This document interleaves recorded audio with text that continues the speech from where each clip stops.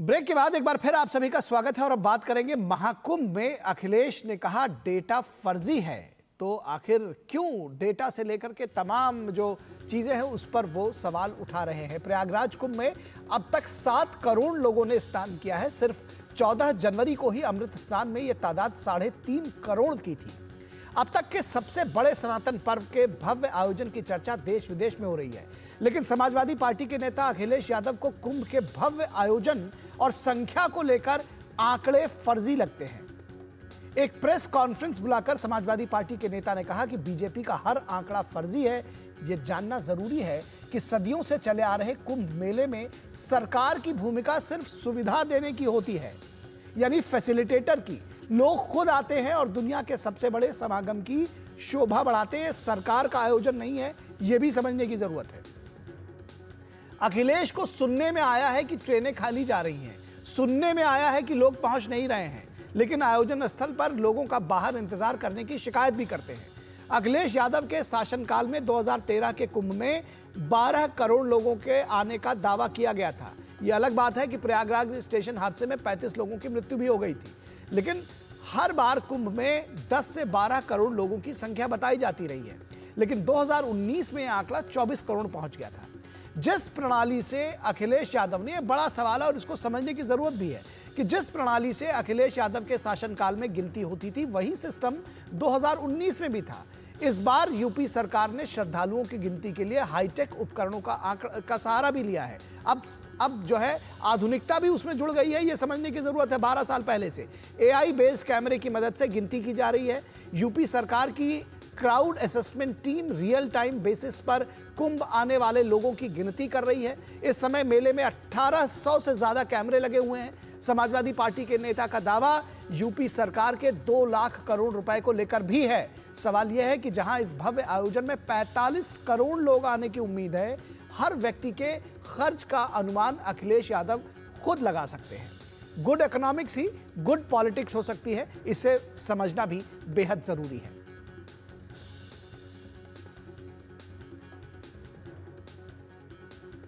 और समाजवादी पार्टी के मुखिया अखिलेश यादव ने महाकुंभ में श्रद्धालुओं के आंकड़े पर सवाल उठाया। कहा क्या, आइए आपको सुनाते हैं। कुछ ट्रेनें खाली आ रही हैं, सुनने में आया गोरखपुर वाली खाली ट्रेन गई है पूरी, और नहीं मानते अभी वीडियो दिखा सकता हूं मैं आपको। सुनने में आया, यहां टिकट नहीं मिल रहा है, रिजर्वेशन करने बैठी है इलाहाबाद का, तो दर्शक ये देख सकते हैं और करके देख सकते हैं कि सारी ट्रेनें फुल जा रही हैं, स्पेशल ट्रेनें चलाई जा रही हैं। एनीवेज, बढ़ते हैं आगे। भाजपा सांसद रवि किशन ने उन्हें जवाब देते हुए कहा कि सनातन धर्म की विचारधारा का उदय हुआ है, इसलिए वे आहत हैं। ये सनातनी विचारधारा अलग देखो जगी है, दर्द तो दूर तक होगा सबसे विरोधियों से कि चुनाव में लड़ लो। अब इनमें सनातनी पूजा पाठ में अगर के धर्म का आस्था में डुबकी लगाओ तो इनमें कहाँ आंकड़ा गिन रहे हो। जो आंकड़ा है वो दृश्य आप लोग मीडिया तो यहाँ लाइव लगाए हुए, उस पर भी आंकड़ाबाजी कर रहे हैं। चुनाव में लड़ना है, हिंदू जगह है, हिंदू को जगह रहने दो। तो सिर्फ जो बीजेपी के नेता हैं या जो वो लोग हैं, ऐसे ही जो राजनीतिक लोग हैं वही इस पर जवाब नहीं दे रहे हैं, बल्कि जो हिंदू धर्मगुरु हैं, जो साधु संत हैं, वो भी नाराज हैं। स्वामी चिदानंद सरस्वती ने अखिलेश यादव पर हमला बोला और कहा कि ये प्रयागराज है और यहाँ के से जो वो प्रयोग करना चाहते हैं वो सफल नहीं होगा। रही बात आंकड़ों की, यहाँ आकर देखिए आप दंग रह जाएंगे। हम तो देख के दंग थे। हमारे यहाँ तो इतने देशों के लोग आते हैं, वो कहते हैं वाह व्हाट ए कुंभ, अमेजिंग कुंभ, कमाल कर दिया आदरणीय मोदी जी ने, आदरणीय योगी जी ने। इनकी पूरी टीम, मेला अधिकारी से लेकर मेला मैला ना हो जाए, सारी टीम ने, छोटा सा सिपाही भी, छोटा सा सेवा करने वाला सेवक भी, वो लगे हुए थे। बोले हम कितने भाग्यशाली हैं, हमको इतने करोड़ लोगों की सेवा करने का मौका मिल रहा है। और इस पूरी खबर पर बातचीत करने के लिए हमारे साथ रामेंद्र, हमारे संवाददाता प्रयागराज से जुड़े हुए हैं। रामेंद्र, सबसे पहले तो इस बात को, जब इस पर सियासत की बात होती है, आपको याद होगा कि जब यहाँ पर खंभे लगने बिजली के शुरू हुए थे 6-8 महीने पहले, तभी से अखिलेश यादव के बयान आने शुरू हो गए कि देखिए खंभे लग गए, अभी तार नहीं लगे हैं, या इस तरह की चीज़ें तमाम कमियों के साथ में वो शुरू से, जिसको कहते हैं कि छिद्रान्वेषण करना क्या सियासत है इसके पीछे, क्या आहत है वो, उनको लगता है कि इससे उनका वोट बैंक डिस्टर्ब हो रहा है? क्यों इस तरह के जो बयान है वो अखिलेश यादव के लगातार आ रहे हैं? निखिल, हमें लगता है तुलसी बाबा ने इन्हीं के लिए लिखा था कि जाकी रही भावना जैसी, प्रभु मूरत देखी तीन तैसी। मैं 13 तारीख की बात कर रहा हूँ। 13 तारीख को भी निचली गंगा में जो खंभे लगाए जा रहे थे उनमें कई जगह तार थे, कई जगह नहीं थे, और उनको चूंकि नया घाट इस आकलन से बनाया जा रहा है कि संख्या बढ़ सकती है, तो किसी को ट्वीट करना है तो खाली खंभे को ट्वीट कर सकता है, और किसी को ट्वीट करना है तो भरे खंभे को भी ट्वीट कर सकता है। ये तो आपकी नीयत है, आपकी बुद्धि है कि आप क्या कर सकते हो। देखिए, संस्कृत, भारतीय संस्कृति, सनातन संस्कृति का ये जो जोड़ है ना, जो मिलाप है, ये कई लोगों के पेट में दर्द पैदा कर रहा है।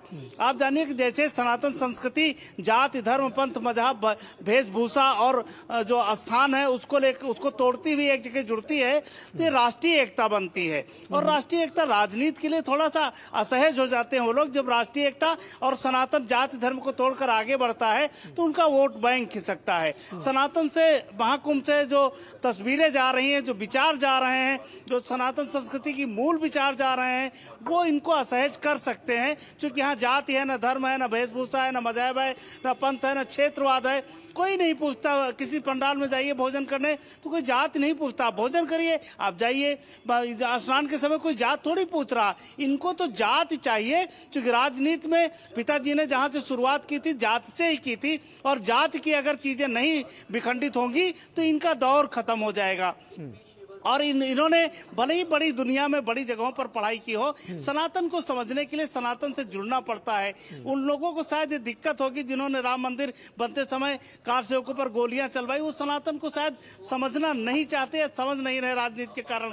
तो ये बयान, लेकिन जो महाकुंभ पर बयान दिया गया है, इससे पहले शंकर जी पर बयान दिया गया था, देवादिदेव महादेव पर बयान हंसते हुए दिया गया था। एक बात रामेंद्र और समझना चाहते हैं, अपमान जैसा है, बेहतर होता कि राजनीति से बचते। ठीक रामेंद्र, एक बात और समझना चाहते हैं आपसे कि ये कई बार ये देखा गया है कि जब सनातन को कोसेंगे तो जो दूसरा पक्ष है, या ये कहा जाए कि जो दूसरे समुदाय, जो धर्म को फॉलो करने वाले लोग हैं, जो आपका वोट बैंक है, वो कंसोलिडेट होगा। क्या यही भावना है इस बार भी?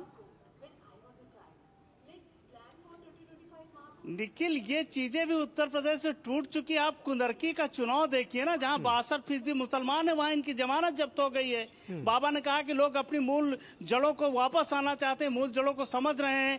ये जो तुर्क हैं इनसे दूर जा रहे हैं, जो विदेश से आए हुए आक्रांता इनसे दूर जा रहे हैं। तो अगर कुंदरकी हार सकते हैं तो वो डर भी इनके अंदर है कि जो चीजें टूट रही हैं और जो नई चीजें जुड़ रही हैं, ये वो एक देखिए, यहाँ 2 तरीके की धाराएं हमने कुंदरकी में देखा। जो बाहर के आक्रांता है वो तुर्क हैं, और जो भारतीय मुसलमान कन्वर्ट होके बने हैं उन्होंने भाजपा को वोट दिया और वहां जमानत जब्त हो गई। तो डर कई प्रकार के अखिलेश का सबसे बड़ा दुर्भाग्य है कि योगी के समय में उनकी राजनीति चल रही है, जो किसी को कुछ, जो अपने लिए कुछ नहीं करना है, सब समाज के लिए करना है। मोदी के दौर में वो राजनीति कर रहे हैं जब वो समाज के लिए सारा कुछ करने को तैयार हैं।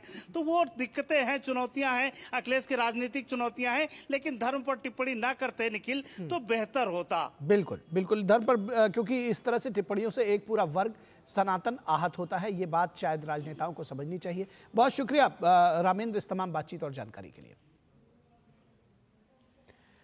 तो इस वक्त के आज के अंक में बस इतना ही। हमारी पूरी टीम को दीजिए इजाजत। नमस्कार।